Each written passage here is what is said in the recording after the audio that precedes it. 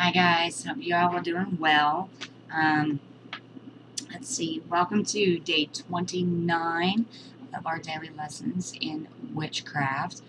Forgive my appearance. I am videoing several videos in one day. I've got a really busy weekend coming up and I won't have time to record. So I wanted to get them all knocked out today and get them set up and scheduled to go live on YouTube on their respective days. Yesterday we talked about past lives. Today we're going to talk about death. This is a subject. Forgive my dog. You can probably hear my youngest trying to pound her way out of her crate at the moment. She wants to go outside and it's just way too cold out there at the moment. Anyway, Nixie, shush. Anyway, so today we're going to talk about death. Death is not a subject that many people like to discuss. I've dealt with enough death in my life that I tell a lot of people I don't do dead anymore. I don't do dead. And it's just because I've had a lot to deal with in the past few years, and it's part of life. So, as a lot of people would say, suck it up, buttercup. It's something that you got to deal with. It's part of life. It's part of the cycle of life. And just got to deal with it the best we can. So today that's what we're going to discuss. We're going to discuss death, death in witchcraft, and I'll look at my notes real quick. And we're also going to touch briefly on the responsibilities of death and birth. Okay, and that you'll understand why we're going to discuss birth with death when we get to it. In the tarot deck, there is a death card, and this card does not represent death itself, does not represent actual dying. It always scares people when that particular card pops up in their spread, because it, especially someone who's not familiar with death, they automatically say, "Oh, I'm going to die." Well, of course you are. Yes, you are going to die. As teenagers, we think that we're immortal, we're going to live forever, and unfortunately science hasn't got us to that point yet, so yes, you are going to die. It sucks, but it's part of life. Nix! Anyway, Doodle! I'm very sorry. The death card in a tarot deck actually represents great change. Like I said, it's not physical death. It's great change. Something in your life is going to come to an end. Not necessarily you, okay? Something in your life is going to come to an end, and something is going to start. Now, most people don't like to think about death because to them it's final. We don't like to lose our loved ones. It hurts. We don't want to say goodbye. We don't like to live with the fact that we're not going to see them again in this life. We don't like that. But it's part of life. But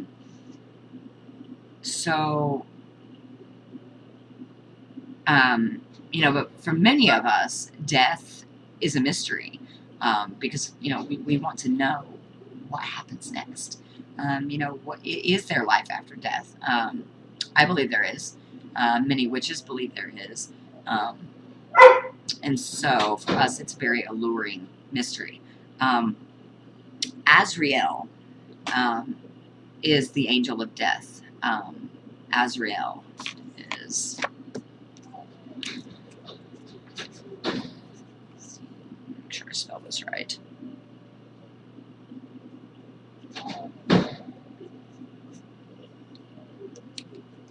Azrael. Okay, that's the angel of death. In the other worlds, his status... Nix! I apologize. His status is the same as any of the other angels, like Michael, Raphael, Ariel, and Gabriel. His task as the angel of death is not to kill people. That's not what he does, okay? That's not what the angel of death does. He doesn't kill people.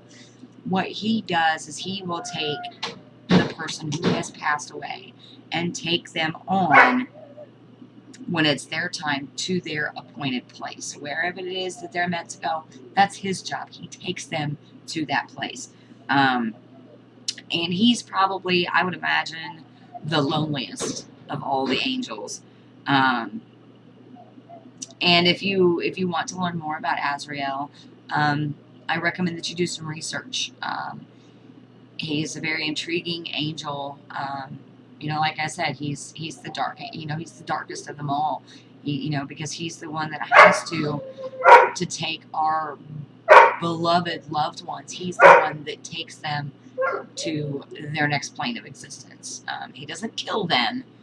He just merely helps them on to their next existence.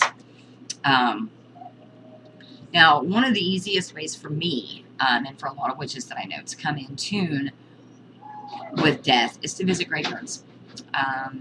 Beautiful graveyards, creepy graveyards, either one. And this will actually help lessen the grip of fear that we have as humans on death. And as humans, it is natural to fear death. It's just natural. It's part of our human psyche and the way that our brains are wired. On a beautiful summer day, take a walk into a newly constructed graveyard, or one that's very well landscaped, one that's nice and clean, and then maybe on the night of a full moon, take a walk into an old cemetery, one that was around like in the 1800s. I actually live right across the street from a cemetery, and the cemetery is actually in two parts. The one that's directly across the street from my house is very old.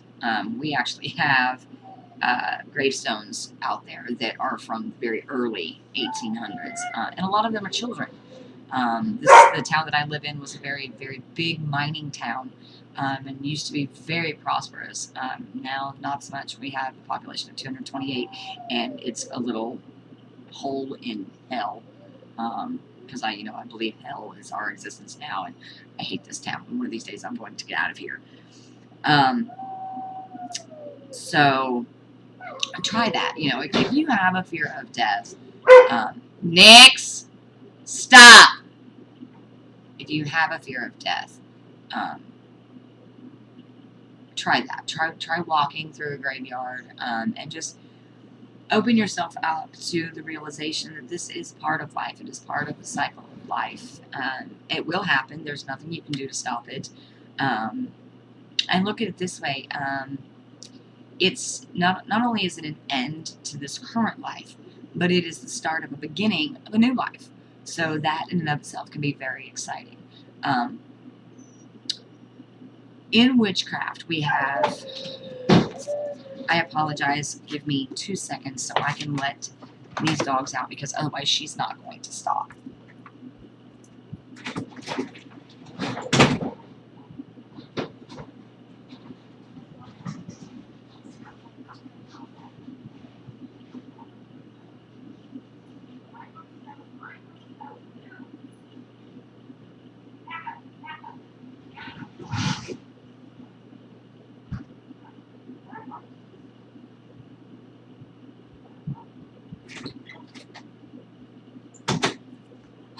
I do apologize.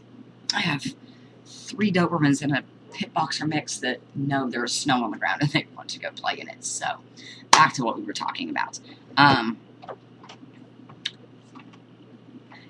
In witchcraft, we have 2 holidays that specifically deal with death. We have Samhain, which is the final harvest. And this is also the time when the veil between our world and the other world is the thinnest. And it is thin enough. It's so thin that non-sensitive individuals, people who aren't sensitive to ghosts and spirits and whatnot, it even allows them to have experiences with the dead. And then we have the winter solstice. The winter solstice is the holiday where the divine struggle between the Holly King, who dies, and the Oak King, who is reborn. See, we have our cycle. Even they die and are reborn. Okay. Generally, any work that is done with the souls of the dead is not done by those who are just coming into the craft. If you do initiations, it's usually not done by a first degree initiate. It is usually done by a second or even a third degree. Excuse me. You have to let go of, oh, I apologize, a lot of personal fear in order to converse with the dead. Because by conversing with the dead, it's like a slap in the face of reality. And it is a dose of reality as to your own mortality. Give me just a second. Okay. Just making sure it wasn't my husband. And in order to converse with the dead, you need to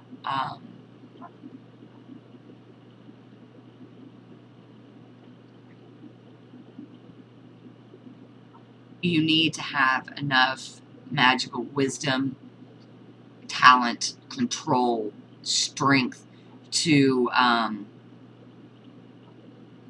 be able to control things should they get out of hand. And things can get out of hand.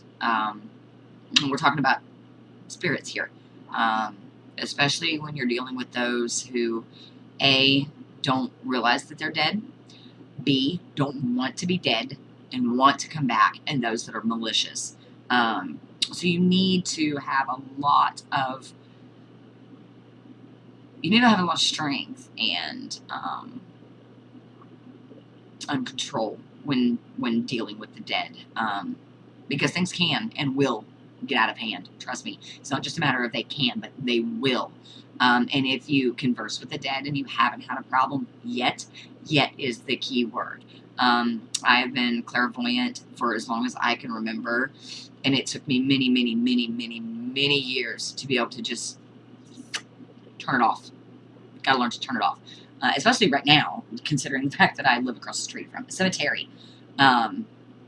It is something that has really affected my children. It affects my animals. Soundwayne in this house is not. It's a good night, but okay, that's the only one I'm worried about. Sorry, I was checking to make sure my dogs didn't get out. Our dogs go nuts. Because they see the spirits. They can feel them. They know they're there. They don't understand. The dogs don't understand. And when my children were younger, we've been here for 6 years. And, when my kids were younger, they were 11 and 9 when we moved here. And they didn't understand, what was going on. We have ghosts all over the place here. I mean, they're all over our property. There have actually been people that have died on this property. So, our land is haunted. Our house is haunted. And, they've grown up with that. So they've gotten used to it, and they've learned how to block it all out and how to tap into it when they want to tap into it. Now, I want you to remember that not all dead spirits or living ones, whatever you want to call them, not all ghosts are nice. Okay? There are some that are very malicious. And there are some that aren't even semi-intelligent. And that's not because they were like dumb people. It's just that they, as spirits, don't understand that they're a spirit. They haven't moved on. Or whatever, and they just don't understand. So that's something else that you really need to keep in mind if you're going to start dabbling in conversing with the dead. And you have to remember I heard this line in one of my favorite movies. And I'm trying to remember exactly how she said it. Or to commune with the dead.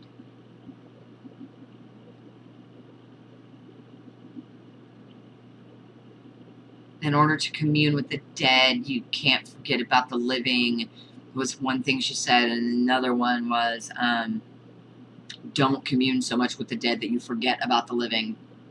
So, that's something else. Don't get so wrapped up into that spirit world that you forget about life, the life that you are living now. I've seen a lot of witches do that, and they go nuts. I mean, they literally go insane and end up in the nut house and cuckoo for Cocoa Puffs for the rest of their lives.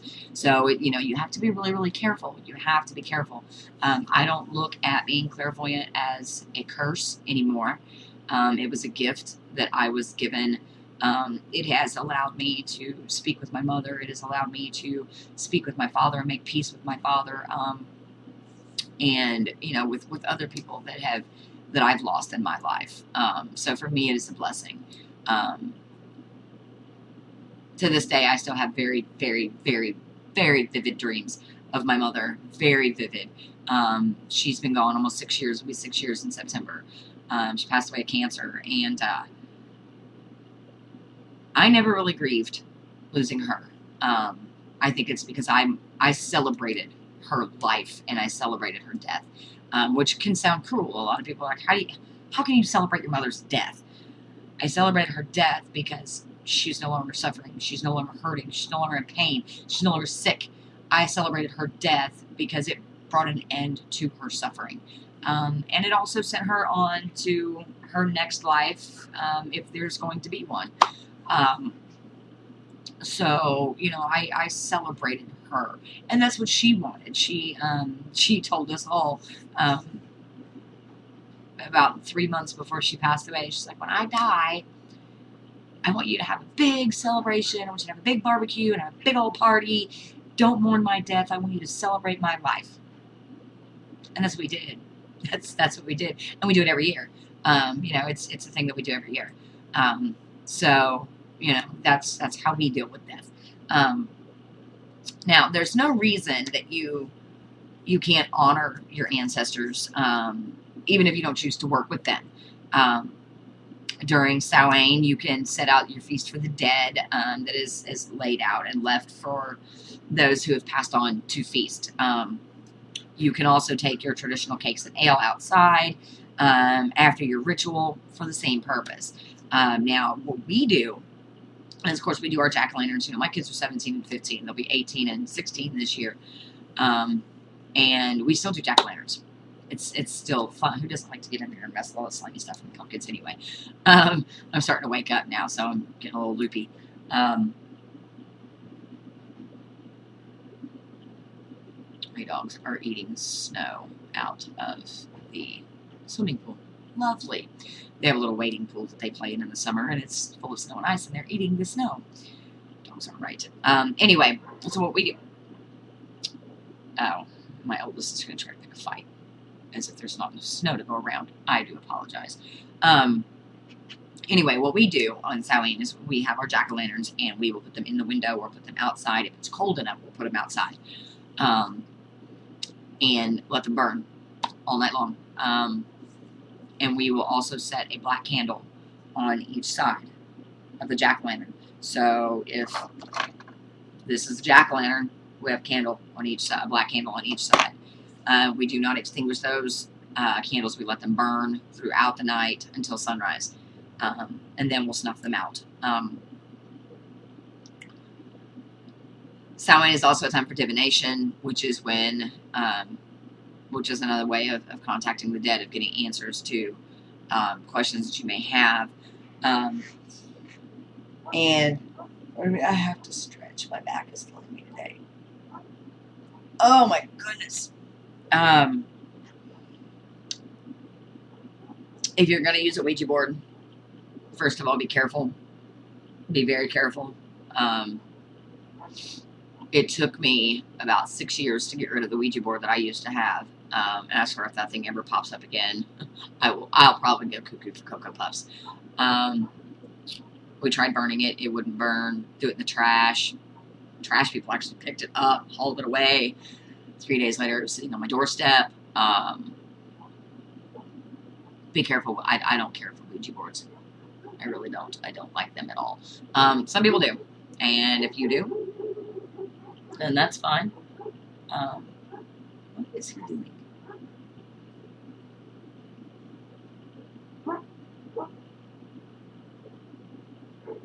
I'm very sorry. My mailman is in front of my mailbox and he's walking around his truck and it's making my dogs angry. Anyway, if you're going to use a Ouija board, it is suggested that you have 2 people. Not just, don't ever use a Ouija board by yourself. Ever, ever, ever, ever use a Ouija board by yourself. My dogs are going nuts. What is he doing? I'm very sorry.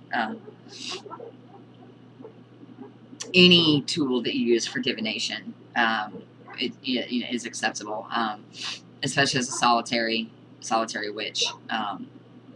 You know, you're going to use what you can.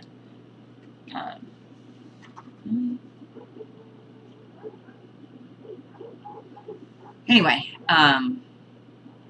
winter solstice, we do not completely concentrate on death, rather the cycle of sacrificial death and the subsequent rebirth, which is, you know, when the Holly King dies and the Oak King is reborn.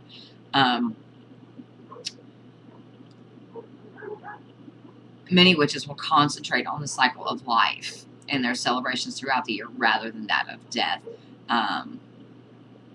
Death is viewed by many. I would really like to know, what is he doing?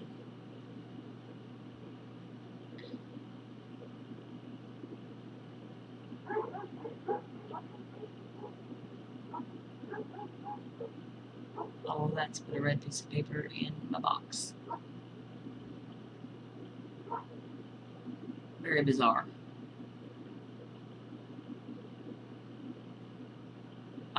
I do apologize. I know we're running over 20 minutes here, but I'm waiting to see if he's going to need me. I really hope not, because I don't want to go outside. It's cold and there's like 6 inches of snow on the ground. Anyway, he needs me. He'll blow the horn.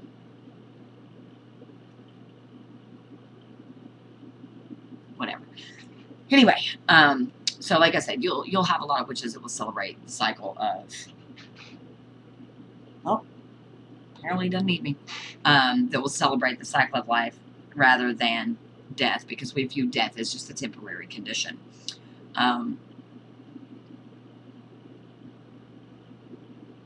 This is why there's only a small portion of the wheel of the year that is dedicated to death, and that's the celebration of Samhain.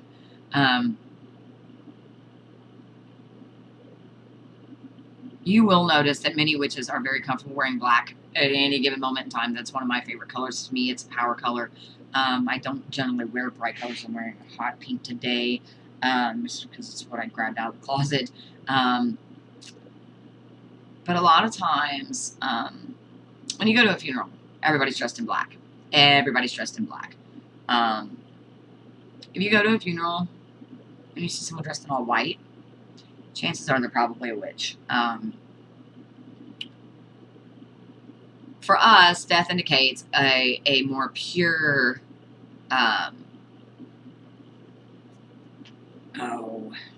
it's a more pure form, or a lighter form. And white is used to reflect that. That's why a lot of times witches will wear white to a funeral. Most will wear black, just because they don't want to be looked at like, what are you doing? You're supposed to wear black. Like even when I go to funerals, I still wear black. Just out of respect for the religious beliefs and religious customs of whoever's funeral I'm attending. And there is a cycle of grief when the death of a loved one touches your life. And we're very sensitive as witches to friends of ours who have lost loved ones and have experienced this grief process. I have a very, very, very dear friend of mine right now that I'm actually going through this with. Her husband took his own life at the beginning of the month. You've probably heard me discuss this in a few videos. And she's struggling with it. She really is, but she's learning to get back onto her own 2 feet now. He's been gone almost a month. So she's trying. She's gone back to work. Last weekend, actually, was her first day back to work. She's hanging in there. But, you know, I lost my first husband, not to suicide, but he did pass away. So I feel her pain in a sense. And she's told me numerous times that I've been the rock that's kept her going. And I'm glad to do that. You know, anything I can do to help her out, you know, I will do for her. So, you know, now that we've discussed all of that, I know I said that we were to discuss the responsibilities of death and birth. We're sitting at 25 minutes now. I'll go ahead and do it. Just because it really needs to be all together. And you'll understand why I'm going to discuss death and birth together. There are a lot of responsibilities in death and birth. And if you ever plan on becoming a leader of an organization of witches, Wiccans, pagans, a coven, you know, if you choose to be a high priestess, a high priest, you're going to be expected to do hand fastings, which is a marriage. You're going to be expected to do wickenings or christenings, which, you know, is a celebration of birth, and funeral rites. You know, these functions are not just solely related to groups of witches, you know, as far as like covens and groves and whatnot. You know, as a solitary, you know, you may have friends that are also solitary that may seek you out to perform these rituals.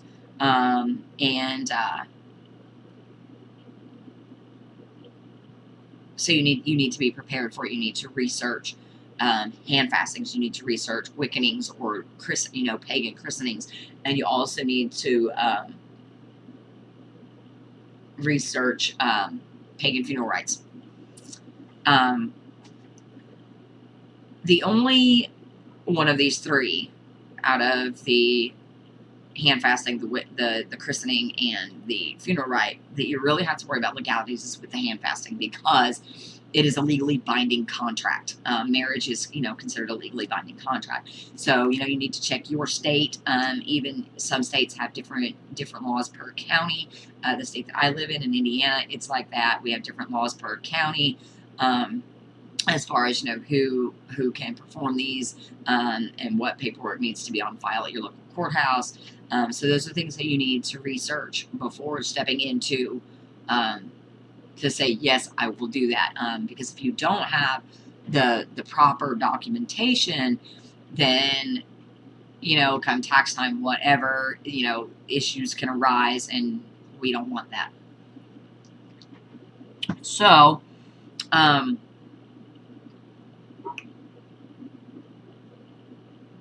when you welcome a new baby, you are basically, in essence, you're going to give them a new name. You're welcoming them into the craft.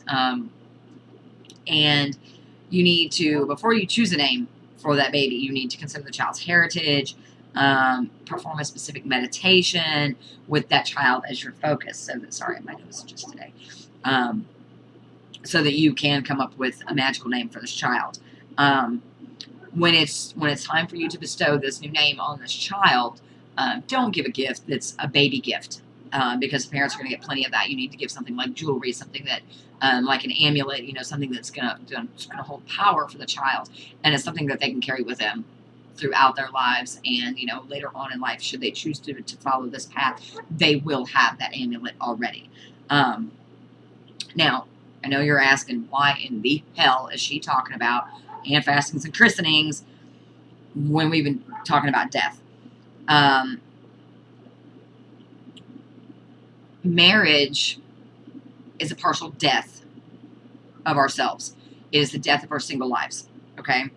And it is the incarnation of a new life form, which is our union. My husband and I do hand fasting every year, just to renew that bond and that binding that we have together. He is my third husband. Like I said, my first husband passed away. My second husband was a complete jerk, and I divorced him. He wanted to do a hand fasting with me, and I knew from the beginning it just didn't feel right. It didn't, you know, and he was pagan.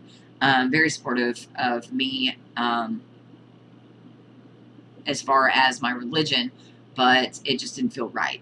Now, my husband that I'm married to now, hand fasting every year. Now, christening of a child denotes the celebration of their rebirth to this plane. It is a soul that has had a previous life and it is now here again. So we need to celebrate that.